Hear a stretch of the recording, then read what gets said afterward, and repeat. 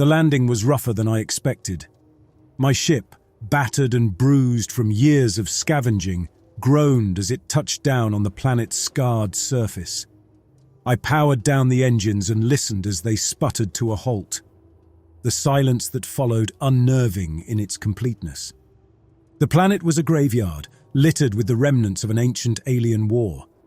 I stepped off the ramp and felt the crunch of alien bones beneath my boots.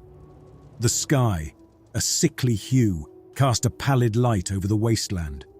Jagged pieces of alien metal jutted from the ground like the broken teeth of some enormous beast. My ship's sensors had picked up an energy reading from an old bunker nearby, a potential goldmine of technology and resources if it hadn't already been picked clean. The bunker entrance was half buried under rubble, its once imposing doors now corroded. I squeezed through a narrow gap, my suit scraping against the rough edges. Inside, the air was cooler but no less oppressive. My flashlight cut through the darkness, revealing a corridor lined with the detritus of war. Scorched walls, discarded weapons, and the skeletal remains of what had once been soldiers littered the floor. I moved cautiously, each step echoing in the silence. My breath sounded too loud in my ears, a constant reminder of my vulnerability. The bunker was a maze, its passages branching off into shadows. I kept to the main corridor, hoping it would lead me to the source of the energy reading. The silence was absolute, broken only by the occasional creak of unstable structures settling. Deeper into the bunker, the signs of past battles grew more intense. Walls were pocked with plasma burns, and the skeletal remains became more frequent. These weren't just soldiers. I saw civilians too. I tried not to look too closely, but their empty eye sockets seemed to follow me, silent witnesses to a tragedy long forgotten by all but the dead. Then I found it, the door to the central chamber slightly open. The energy reading was stronger here. I pushed the door open and stepped inside. The chamber was large, dimly lit by the remnants of alien technology. And in the center, slumped against a console, was the last survivor of this doomed outpost. The alien was frail, its body ravaged by time and war. Its skin, once vibrant, was now a dull hue.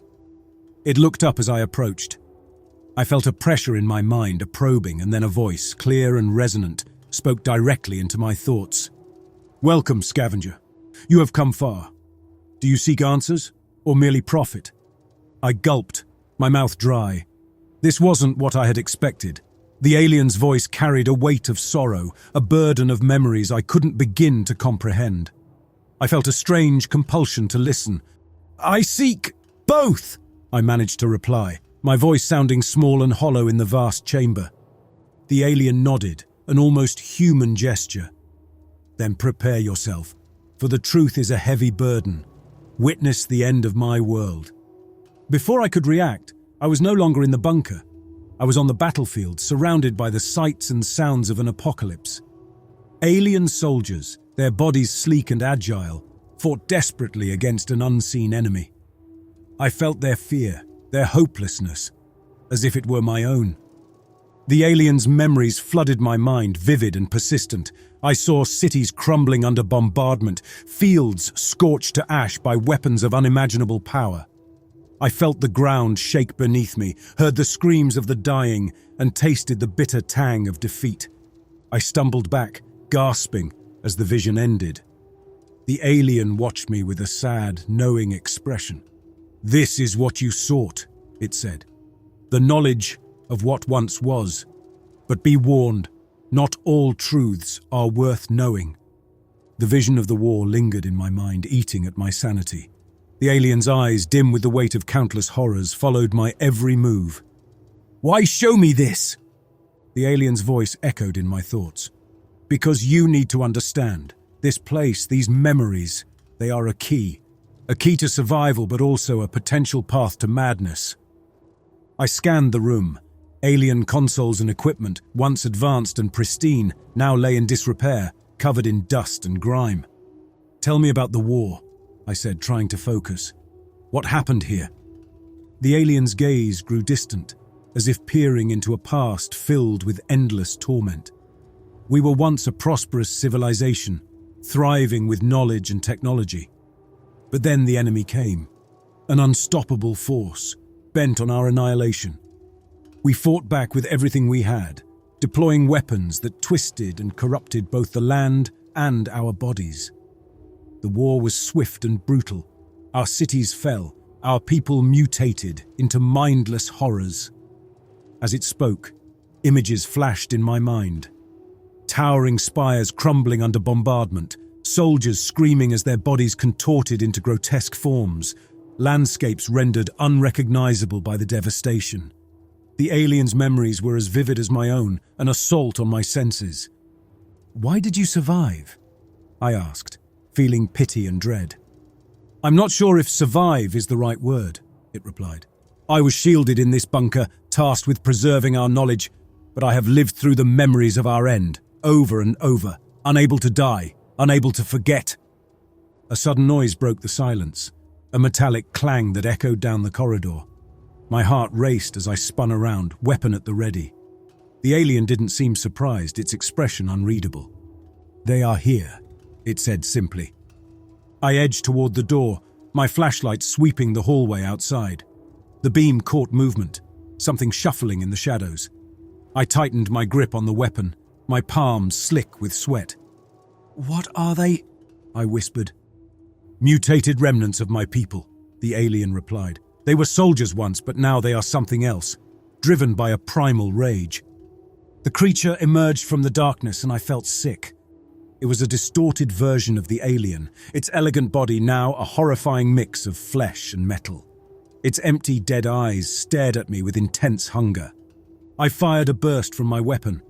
The creature pulled back, dark fluid leaking from its wounds, but it didn't stop. It attacked me suddenly with a deep growl, its body moving in a disjointed, unsettling manner.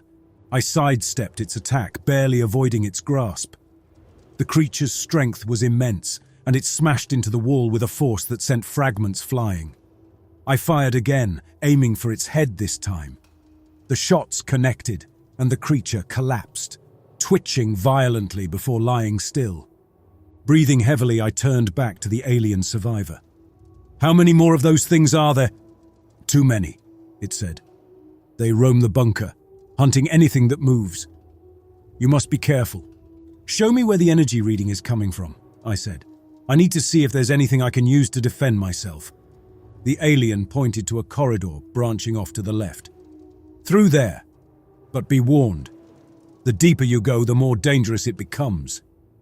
I steeled myself and moved forward, flashlight sweeping the corridor ahead. The walls here were even more scarred, as if a fierce battle had taken place. I stepped over more skeletal remains, trying not to think about who they had once been. The energy reading grew stronger as I approached a large, reinforced door. It was partially open, revealing a flashing light within. I slipped through the gap and found myself in a control room of sorts. Consoles lined the walls, some still operational, their screens displaying alien symbols and data streams. I moved to the central console, the source of the energy reading, trying to make sense of the unfamiliar interface. As I worked, I felt a presence behind me, a subtle shift in the air. I turned slowly, weapon raised. The alien survivor stood in the doorway, its expression unreadable. "You have a choice to make," it said. "Knowledge or madness, salvation or doom." The knowledge contained within these walls could be invaluable, but the risk was immense. I thought of the memories I had already experienced, the unbearable horrors that could consume my mind. I took a deep breath and made my decision. Show me how to access the data. I'll take the risk. The alien stepped forward, its eyes glowing with a faint light. "Very well. Brace yourself, scavenger. The truth is not a gentle thing." As it placed its hands on my temples, I felt a surge of energy, a flood of memories and sensations. I saw flashes of advanced technology, strategic plans, and the final desperate acts of a civilization on the brink of extinction. The pain was excruciating, as my mind struggled to contain the influx of knowledge. I clenched my teeth, fighting to stay conscious. Just when I thought I couldn't endure anymore, the transfer stopped. The alien stepped back, its eyes dimming. "You now possess our legacy," it said. "Use it wisely or it will destroy you." The knowledge transfer left me disoriented, a jumble of alien memories swirling in my head. I gripped the console, feeling the cool, metallic surface under my fingertips, and forced myself to focus. The alien watched me, its gaze inscrutable. I had the information now, the key to the bunker's secrets. But my mind was reeling from the influx. I took a deep breath and straightened. "There's more here, isn't there?" The alien inclined its head slightly. "Yes, there is a hidden section deeper within the bunker. It holds our most vital secrets and technology. But be warned, it is heavily guarded by automated defenses and mutated creatures." I glanced around the control room, searching for any sign of the hidden section. The alien stepped forward and gestured to a wall covered in carvings and alien symbols. "This wall hides the entrance. You must activate the console to reveal it." I approached the wall, the alien symbols swimming before my eyes as I tried to make sense of them. With the alien's guidance in my mind, I manipulated the console, pressing a series of buttons in a precise sequence.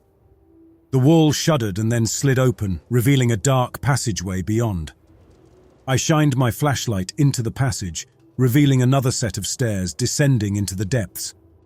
At the bottom of the stairs, the passageway opened into a larger room. I could hear the faint hum of machinery, a sign that this part of the bunker was still active.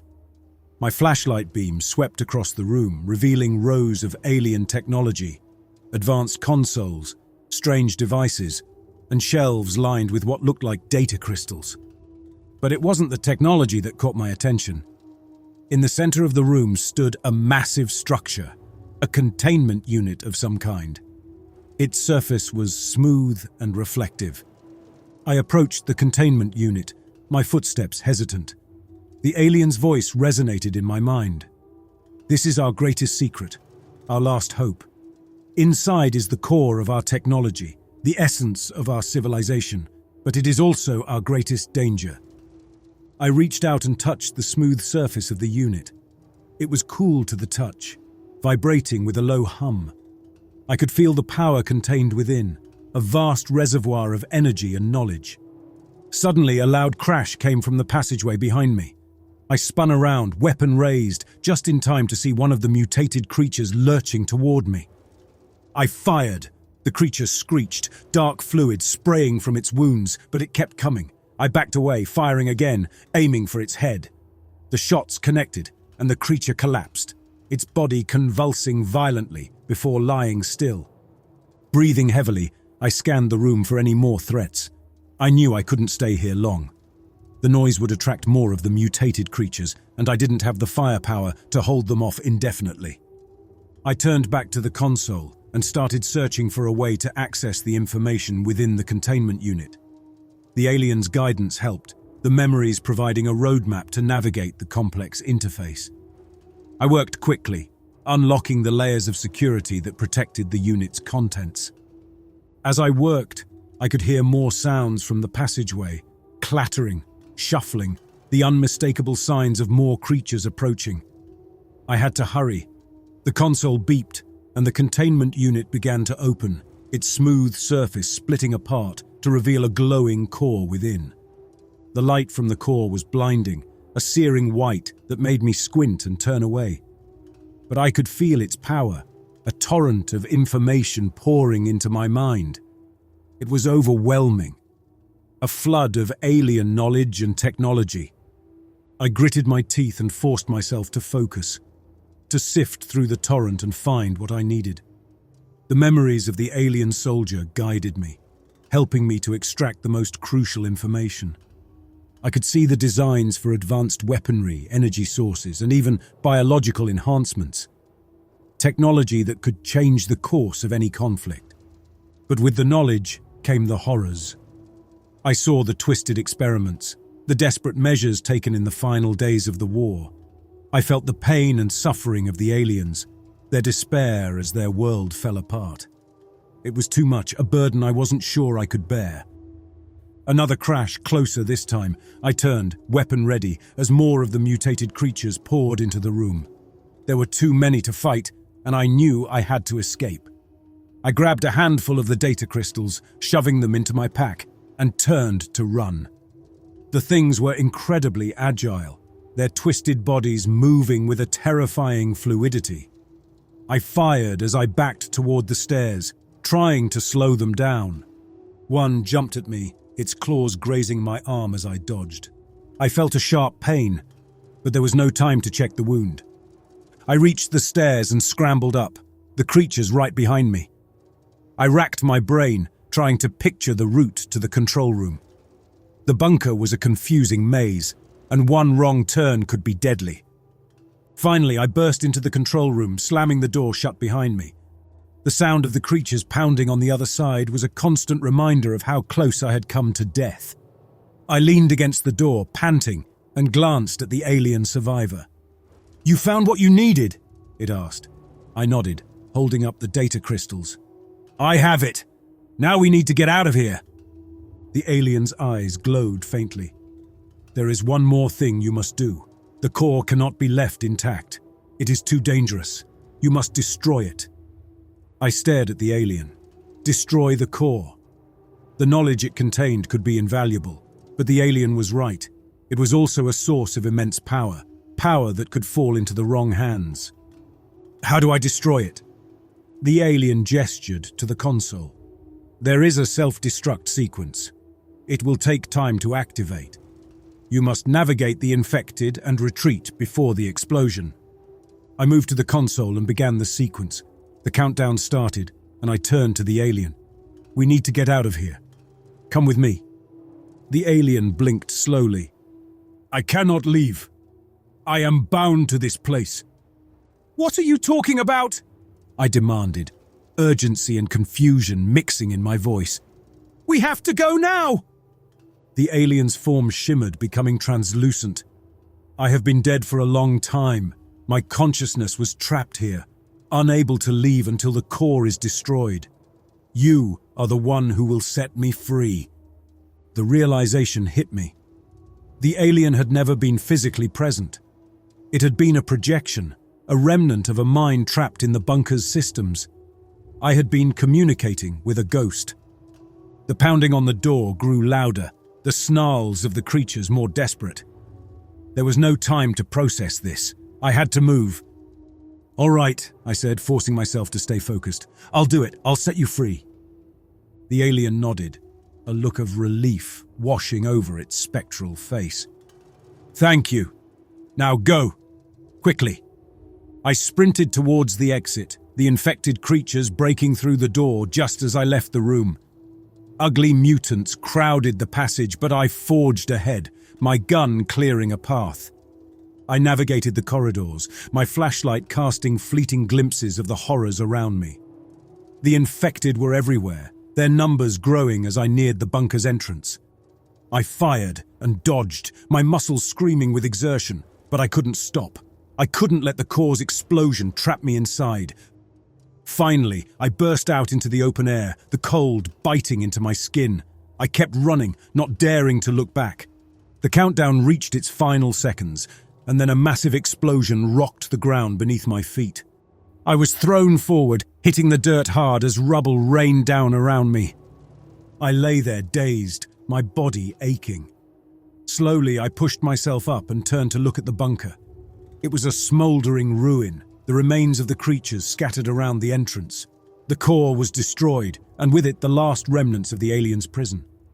A sense of quiet settled over me. I reached out, half expecting to feel the alien's presence in my mind, but there was only silence. It was gone, finally, at peace. I surveyed the devastation around me. The data crystals were secure in my pack, but more importantly, the alien's memories and knowledge now swirled within my mind, a tangled web of memories and information waiting to be unraveled. The alien's sacrifice had given me a priceless gift, but it came with a heavy burden. I dragged myself back to my ship, every step a reminder of the grueling ordeal I had endured. The data crystals weighed heavily in my pack, but the true burden was the alien knowledge now seared into my brain. The information was a chaotic storm of images, schematics, and alien memories, a constant hum in the back of my mind. The ship's hatch creaked as it sealed shut, and I collapsed into the pilot's seat, wincing as pain flared through my muscles. I initiated the launch sequence, the engines sputtering to life. As the ship ascended, I glanced back at the smouldering ruin of the bunker, the final resting place of an ancient civilization's last hope. The trip home felt like the blink of an eye. I spent most of it in the ship's cramped quarters, sorting through the alien knowledge, trying to piece together coherent fragments. Advanced technologies, powerful weapons, and the tragic history of a species. My mind was a battlefield of information, each piece vying for attention. When I finally landed, the settlement came into view, a sprawling collection of buildings and shelters. Life here was harsh, ruled by suspicion and survival. I had hoped the knowledge I carried would bring something positive, but deep down, I knew it would likely cause more trouble. I disembarked and made my way to the central hub, a structure cobbled together from salvaged materials. Eyes followed me as I walked, whispers trailing in my wake. Word had spread of my return, and with it, the promise of alien technology. I could feel the greed and curiosity in their stares. Inside the hub, I was greeted by the settlement's de facto leader, a man named Cord. He was flanked by 2 guards, their expressions hard and unreadable. "Back from the dead, are we?" Cord said, his tone laced with both amusement and suspicion. "And you've brought something with you, I hear." I nodded, pulling the data crystals from my pack and setting them on the table.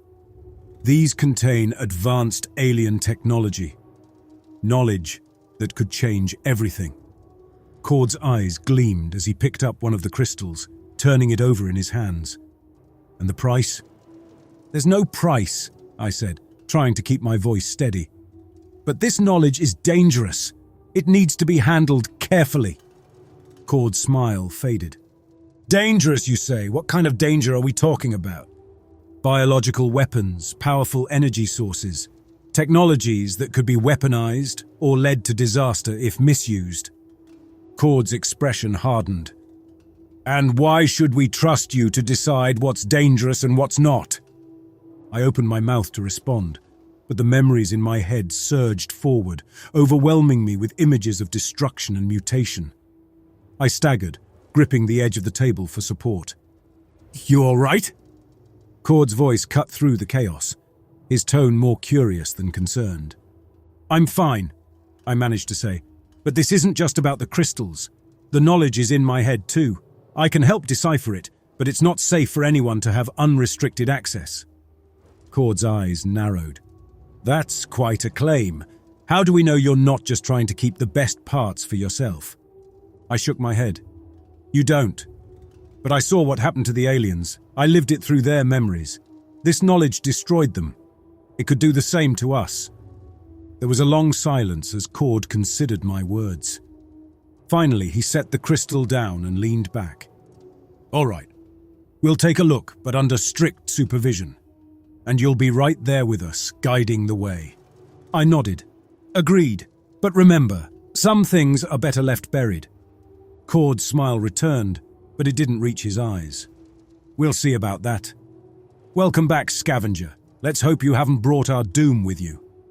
I settled back into my quarters, a small, cluttered space filled with scavenged parts and half-finished projects. The alien knowledge in my head was a constant presence, demanding attention.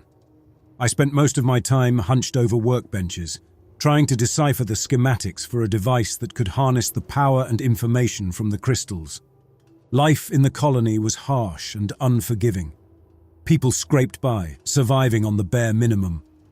The settlement was a ramshackle mess of buildings and shelters, thrown together from whatever materials were available.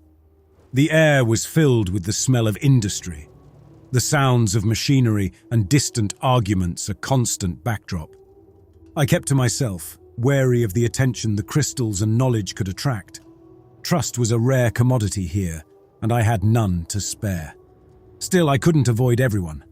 There were a few people I had to interact with, whether I liked it or not.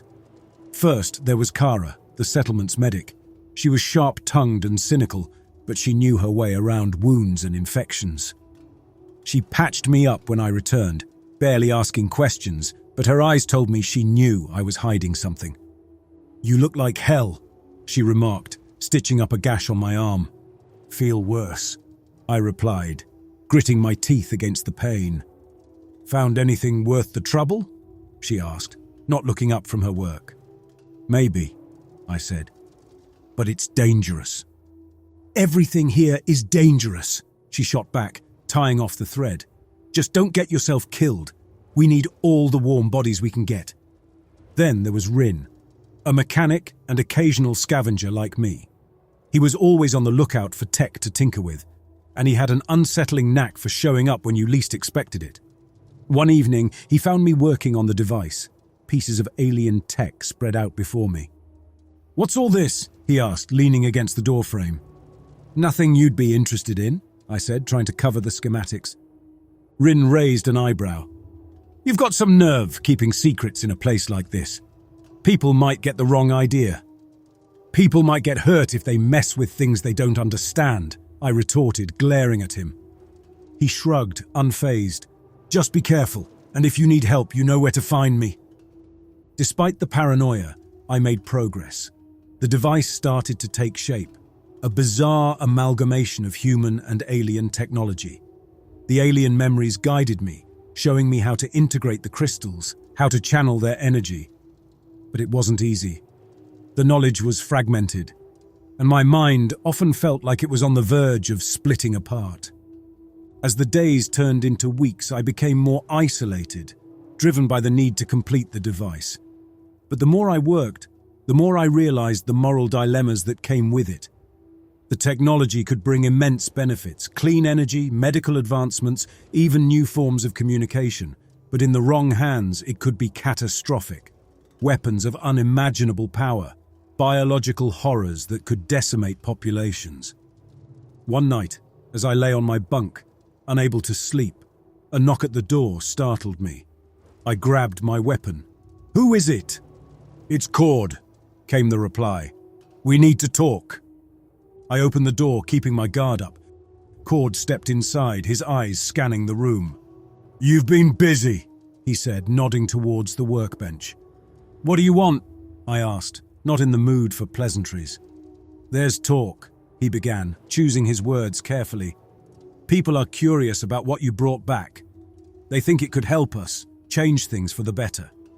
Or make things worse," I countered. Cord sighed. "Look, I get it. You're worried about the risks, but we can't stay stuck here surviving on scraps. We need a way out, something to give us an edge." I rubbed my temples, feeling a headache coming on. And if that edge cuts both ways? If it destroys us instead of saving us? Then we deal with it, he said, his voice hardening. But doing nothing isn't an option. We need that technology, and you're the only one who can make it work. I looked at him, seeing the determination in his eyes. The colony was on the brink, and they were grasping at straws. I had the power to change things. "All right," I said finally. "I'll keep working on it, but under my terms.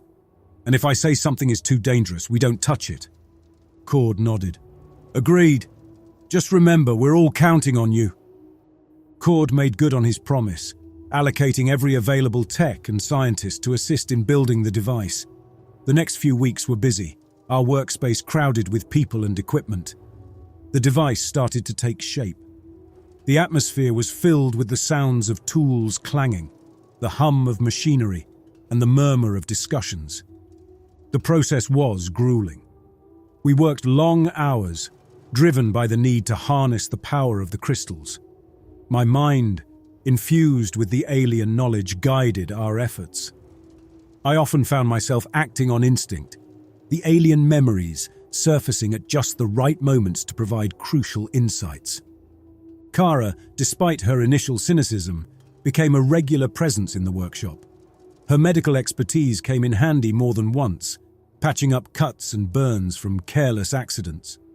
Rin was there too, his mechanical skills invaluable in assembling the more intricate components.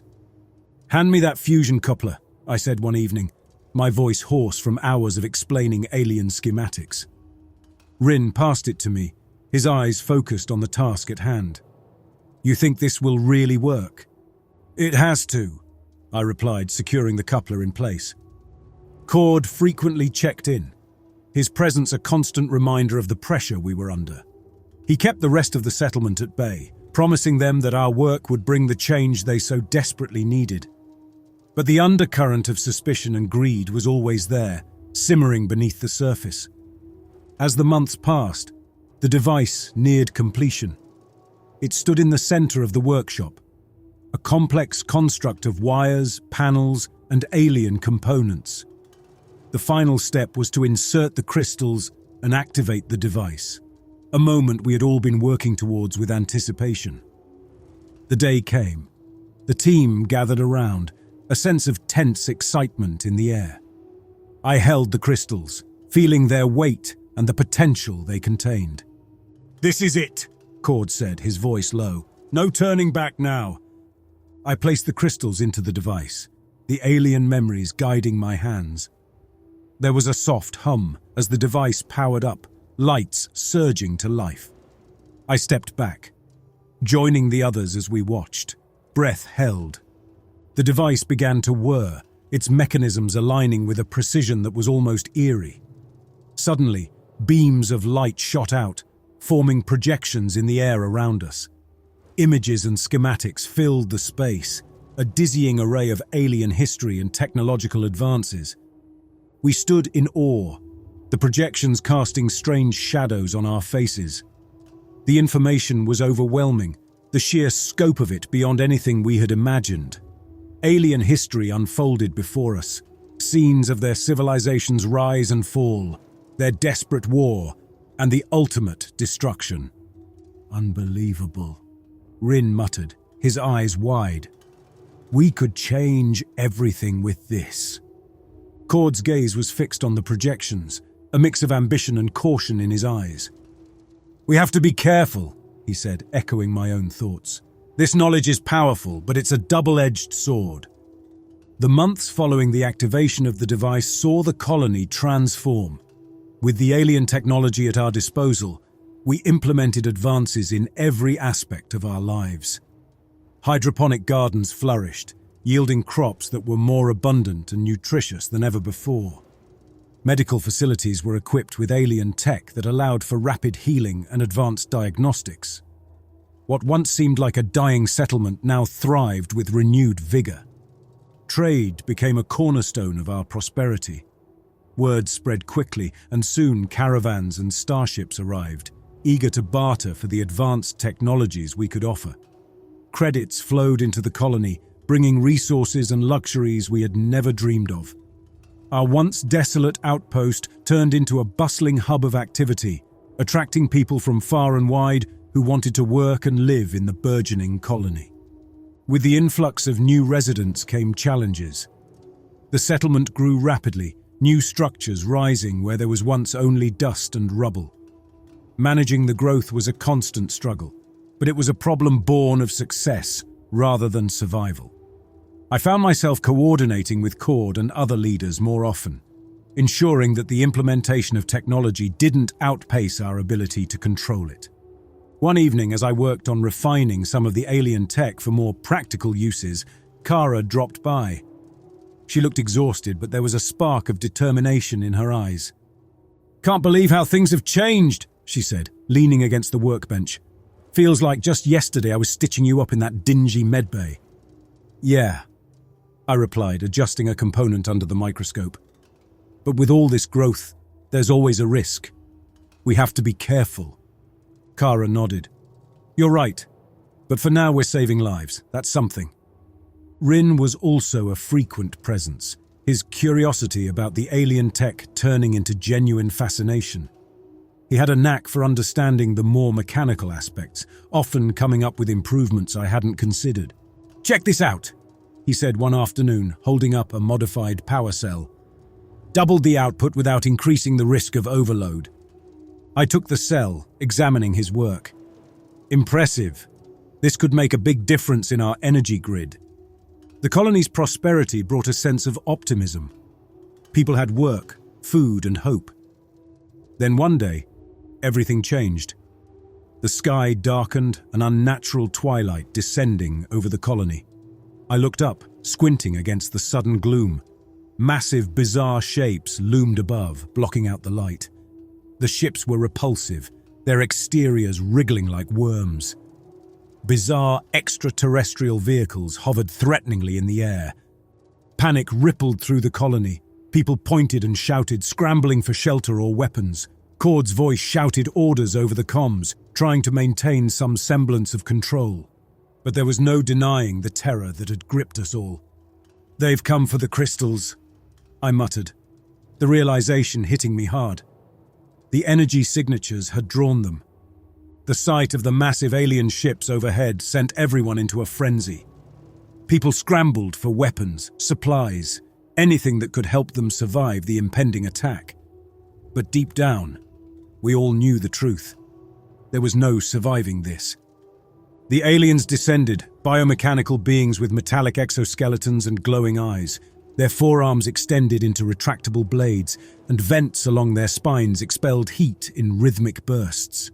They moved quickly, combining organic and robotic parts. The first wave hit us hard. The aliens' advanced cybernetic capabilities allowed them to disable our defenses with ease. Communication lines went dead. Power grids shut down, and our hastily assembled militia was no match for their superior technology. I ran through the chaos, trying to reach the main dome where the device was housed. Bodies littered the streets, and the air was thick with the stench of blood and burning metal. The sounds of screams and explosions filled my ears, a cacophony of despair and destruction. I saw Kara fighting alongside a group of colonists. She glanced at me, and in that brief moment we shared a look of understanding. There was no hope, but we would fight to the end. The aliens tore through the colony, their blades slicing through flesh and metal with ease. They communicated through digital signals, a series of beeps and clicks that added an eerie soundtrack to the carnage. I saw Rin get cornered by one of the creatures. The alien's blade plunged into his chest, and he crumpled to the ground. I finally reached the main dome, breathless and covered in sweat. The device stood in the center, still humming with the energy of the crystals. Cord was there, trying to organize a last stand with the few remaining defenders. A loud crash echoed through the dome as the doors were breached. The aliens flooded in, their glowing eyes scanning the room. I grabbed a weapon, but it felt useless in my hands. The first alien approached, and I fired, but the shots did nothing. It slashed at me, and I felt a searing pain in my side. I fell back, clutching the wound. Cord and the others were cut down one by one.